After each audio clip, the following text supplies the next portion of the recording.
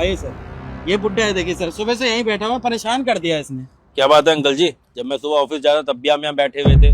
अभी जब मैं 3-4 घंटे हो गए, गार्ड बता रहा अभी भी आप यहाँ बैठे हुए हैं। किससे मिलने हैं आपको? आप ऑफिस में ताका झाकी कर रहे थे टाइम से। साहब, यहाँ मेरी बेटी काम करती है। क्या नाम है आपकी बेटी का? रिंकी। कोई है हमारे स्टाफ में रिंकी नाम से?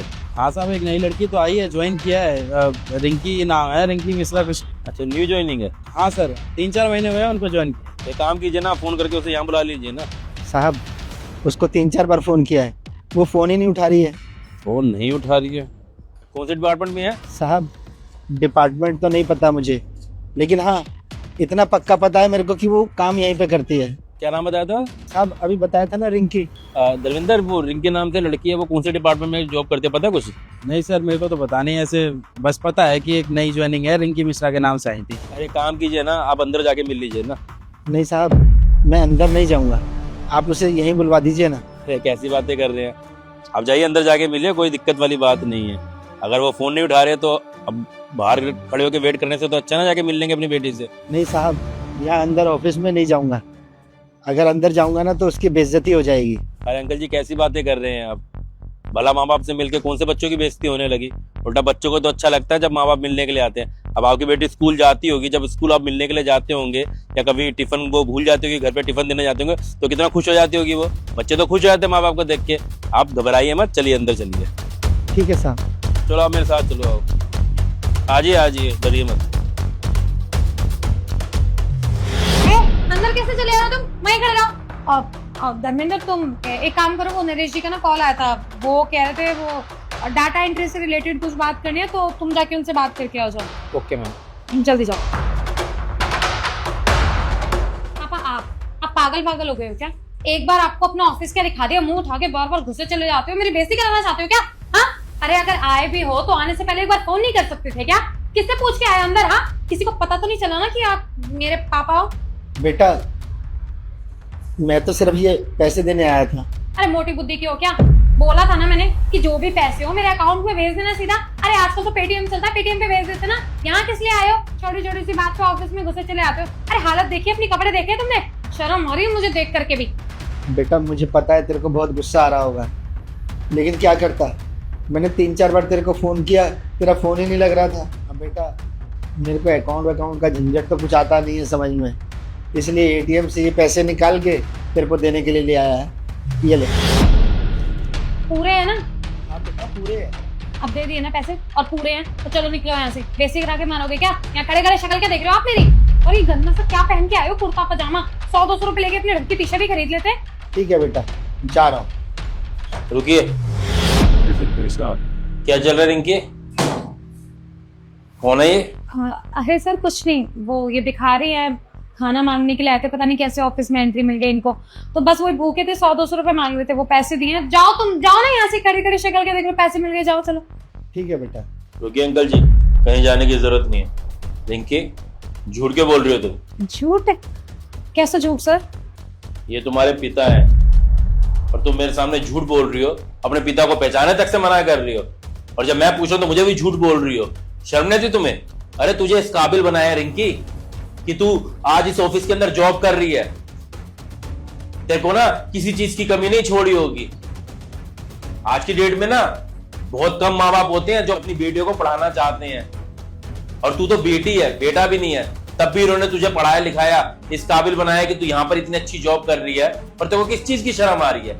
इस चीज की शर्म आ रही है ना कि इन्होंने एक साधारण से कपड़े पहने हुए। तुम्हें लग रहा है कि जो तुमने एक झूठी इमेज बना रखी है अपने फ्रेंड्स के बीच में या ऑफिस के अंदर, उसके ऊपर दाग लग जाएगा अगर किसी को पता लगेगा कि तुम्हारे पिता एक साधारण व्यक्ति हैं। शर्म आनी चाहिए तुझे रिंकी। I'm sorry सर, आप बिल्कुल सही कह रहे हैं, ये मेरे पापा हैं। वो क्या है ना, ये ऐसे फटा पुराना से कुर्ता पहन के आ गए थे, तो बस इसलिए मुझे शर्म आ रही थी कि अगर ऑफिस में किसी ने देख लिया तो मेरी इज्जत की धज्जियां उड़ जाएंगी कि मैं इस ऑफिस की इतनी अच्छी पोस्ट पे काम कर रही हूँ और मेरे पापा ऐसे। कौन सी इज्जत की बात कर रही है तू? सॉरी, तुमने इतना गुस्सा दिला दिया कि मुझे तू तो आग पे आना पड़ा। कौन सी इज्जत की बात कर रही हो तुम? जो इस कंपनी में मेरी इज्जत है उसी की बात कर रही हूँ। इतने अच्छे पोस्ट पे काम करते हो। तुमने जो इज्जत कमाई थी ना इस ऑफिस के अंदर मेहनत करके, वो सारी आज तुमने गवा दी अपने पापा की इंसल्ट करके मेरे सामने। और तुम्हें वो इज्जत मिली कैसी थी, एक बात बताओ मुझे। सर मैंने बहुत मेहनत करी है इस जॉब के लिए। तुम्हें अपनी मेहनत दिखाई दे रही है, लेकिन अभी पिता की मेहनत दिखाई नहीं दे रही, जिन्होंने दिन रात एक करके खून पसीना बहा के तुम्हें इस काबिल बनाया कि तुम्हें अच्छी जॉब कर रही हो। इतनी बेशर्म हो तुम।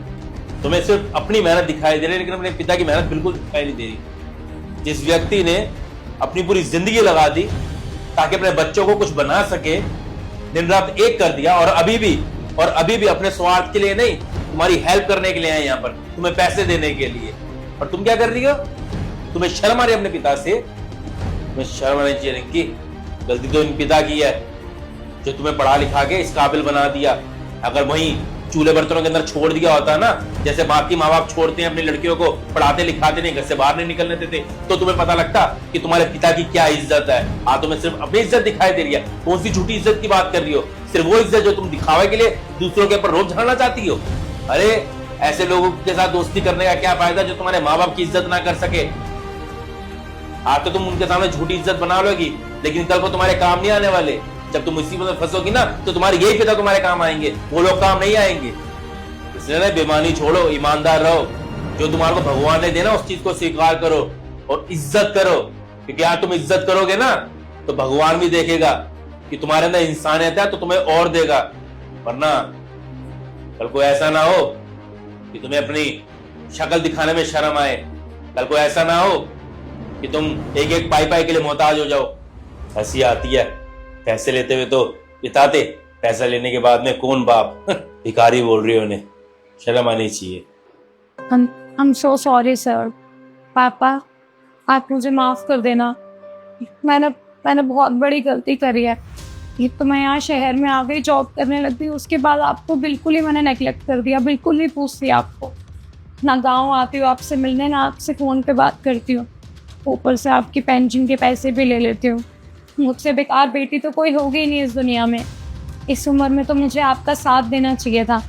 आपने अपनी सारी कमाई लगा दी मेरी पढ़ाई पे, और जब मैं सक्सेसफुल हुई तो मैंने आपको ही छोड़ दिया। सारी गलती मेरी है।